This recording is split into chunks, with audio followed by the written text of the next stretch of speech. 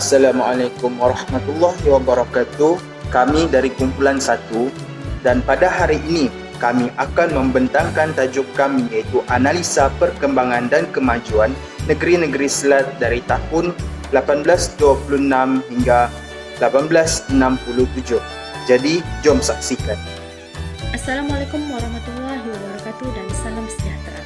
Dalam video ini saya akan membentangkan pengenalan daripada tajuk kami yaitu analisa perkembangan dan kemajuan negeri-negeri Selat dari tahun 1846 hingga 1867. Baiklah, kisah pembentukan negeri Selat ini telah bermula kerana kesungguhan British yang ingin menguasai tanah Melayu. British telah memeterai sebuah perjanjian dengan pihak Belanda yang dinamakan sebagai Perjanjian Inggris-Belanda yang termeterai pada tahun 1824. Kesan daripada perjanjian ini, Belanda telah menyerahkan kembali wilayah Singapura kepada British dan pada tahun 1826 terbentuklah negeri-negeri Selat. 3 buah negeri bernaung di bawah negeri-negeri Selat iaitu Melaka, Singapura serta Pulau Pinang. Tujuan British menggabungkan 3 buah negeri ini di bawah pentadbiran negeri Selat adalah untuk memantau semua aktiviti ekonomi yang dijalankan oleh ketiga-tiga buah negeri ini serta untuk menyeragamkan pentadbiran negeri-negeri ini.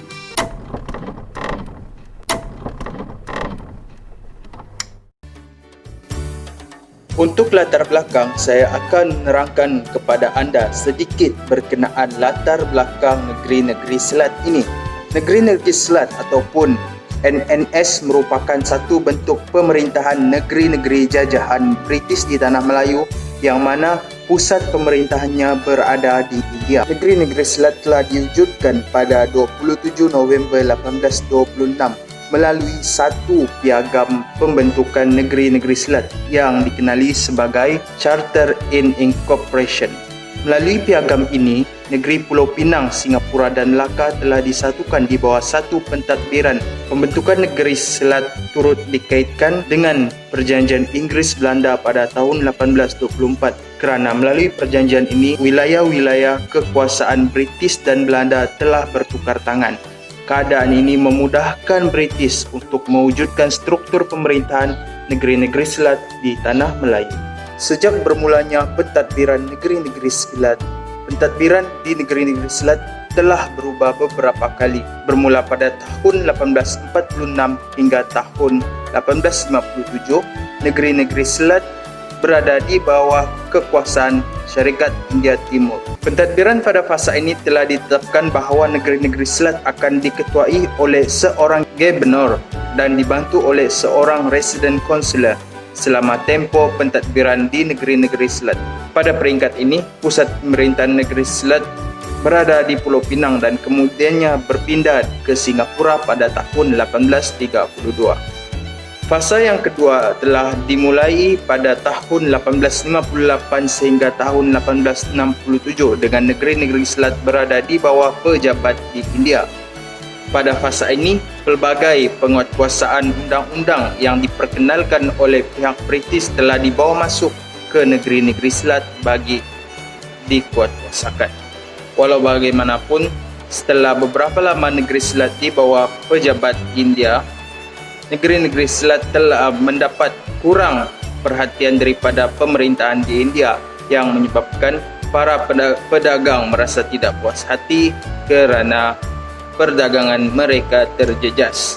Fasa akhir pemerintahan negeri-negeri Selat adalah pemerintahan di tanah jajahan pada tahun 1867 hingga tahun 1946. Perpindahan pusat pemerintahan negeri-negeri Selat di tanah jajahan pada tahun ini adalah disebabkan oleh beberapa faktor, antaranya ialah desakan daripada bekas pedagang.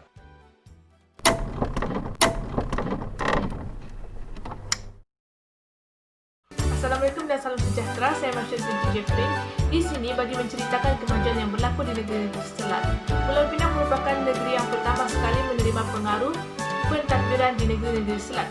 Pentadbiran negeri-negeri Selat di Pulau Pinang sememangnya bermula pada tahun 1826 sejarah Pulau Pinang ini berkait rapat dengan negeri Kedah kerana pada asalnya Pulau Pinang ini merupakan kepunyaan asal negeri Kedah sebelum diserahkan kepada Syarikat Hindia Timur Inggeris iaitu SHTI sekitar tahun 1786.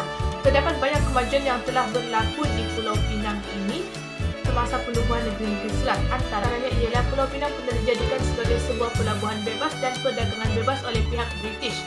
Dan individu yang memainkan peranan penting dalam kemajuan Pulau Pinang sebagai pelabuhan bebas adalah Francis Light.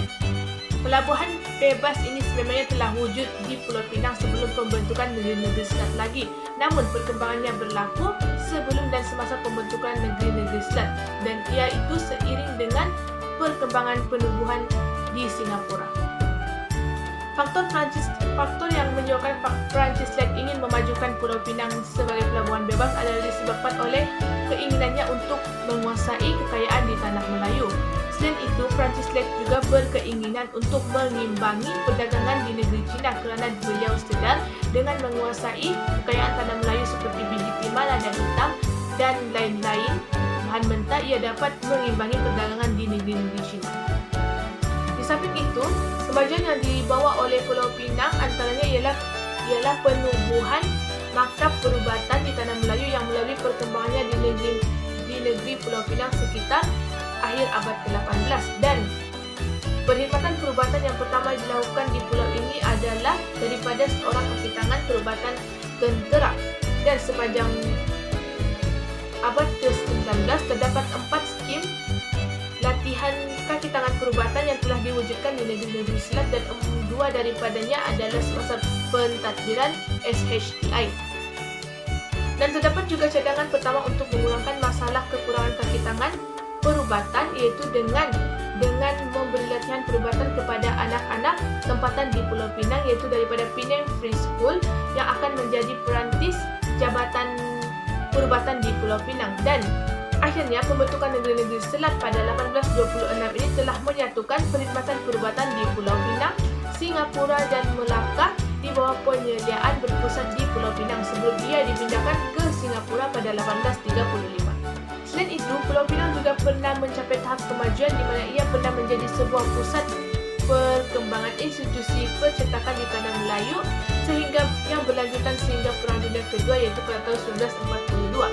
Dan pada akhir Perang Dunia Kedua terdapat 20 buah syarikat percetakan yang telah wujud di Pulau Pinang. Di samping itu, Pulau Pinang juga pernah menjadi pusat rangkaian maklumat dan saluran idea-idea baru di tanah Melayu, Britain dan Burma. Sememangnya penggunaan alat cetak di Pulau Pinang ini semakin berkembang selepas kehadiran mubalik London Missionary Society di Pulau Pinang yang wujud pada awal abad ke-19.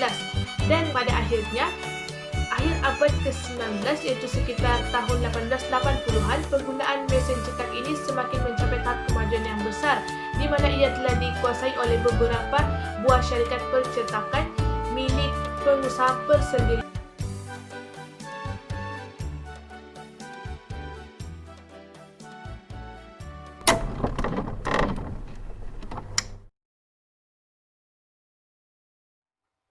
Baiklah, hari ini saya akan membincangkan tentang perkembangan dan juga kemajuan yang berlaku ke atas Melaka semasa menjadi sebahagian daripada negeri-negeri Selat. Antara perkembangan dan juga kemajuan yang berlaku ke atas Melaka ialah berlakunya perkembangan dalam perdagangan dan aktiviti tanaman komersial seperti padi, lada hitam, gambir, ubi kayu dan juga buah-buahan. Tanaman komersial ini telah dijual untuk mendapatkan keuntungan. Peningkatan dalam aktiviti tanaman komersial adalah disebabkan kerana pelabuhan Melaka yang mula merosot setelah pembukaan pelabuhan Pulau Pinang. Buktinya, sepanjang abad ke-19, Melaka hanya menguasai 5% daripada aktiviti perdagangan, sedangkan Singapura dan juga Pulau Pinang terus mengaut keuntungan yang banyak. Seterusnya, berlaku peningkatan dalam kemasukan buruh luar yang dibawa oleh British ke Melaka. Kemasukan buruh luar menjadi sukar dibendung oleh Melaka. Hal ini disebabkan oleh konsep buruh yang dijadikan sebagai asas kepada perkembangan ekonomi di negeri-negeri Selat oleh British. Buruh China dan juga India telah dibawa masuk ke negeri Melaka oleh pihak British dalam jumlah yang besar. Hal ini menyebabkan kemasukan mereka sukar dibendung.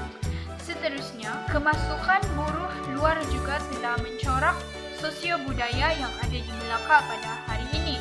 Contohnya, kemasukan buruh Cina telah mencorak sosio-budaya Melaka yang ada pada hari ini, iaitu kebudayaan peranakan Cina, yang mana terjadi apabila berlakunya perkahwinan antara orang Melayu dan juga buruh Cina itu. Jelaslah Melaka semasa menjadi sebahagian daripada negeri-negeri Selat telah berlaku peningkatan dalam kemasukan buruh luar ke Melaka.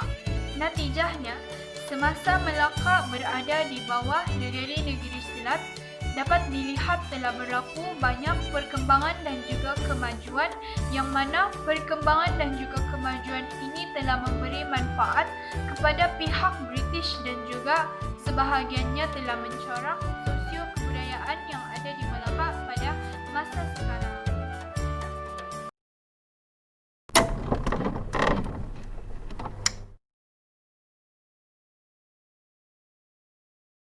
Kegagalan Pulau Pinang dalam menjadi sebuah pelabuhan yang unggul di Kepulauan Melayu telah menyebabkan British beralih kepada Singapura.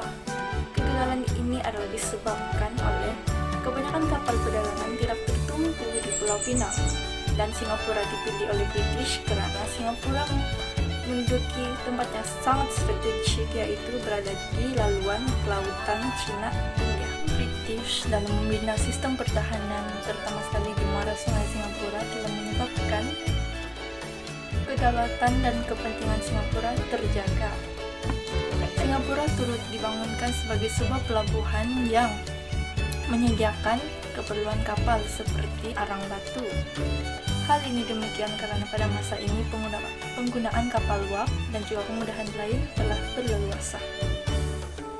Dengan cara ini, pembangunan Singapura sebagai sebuah pelabuhan yang unggul dapat dilakukan dengan baik. Pada 28 Januari 1819, Sir Thomas Stamford Raffles telah tiba di Singapura. Beliau mendapati bahwa Singapura amat sesuai untuk dijadikan sebagai sebuah pusat perdagangan karena kedudukan dan tempat strategik Singapura itu sendiri. Kesimpulannya, ide British untuk menggabungkan ketiga-tiga negeri ini telah berjaya, walaupun terpaksa menghadapi cabaran dan halangan daripada Perancis dan Belanda. Namun British berjaya mengatur strategi untuk mengekalkan kekuasaan mereka di Singapura, Melaka serta Pulau Pinang. Antara perkara yang jelas membuktikan British telah berjaya ialah perkembangan yang jelas terlihat, khususnya dalam bidang ekonomi. Ekonomi di tiga buah negeri ini telah berkembang dengan pesat, terutamanya dalam pelabuhan, pentadbiran serta berkaitan dengan pertanian komersial.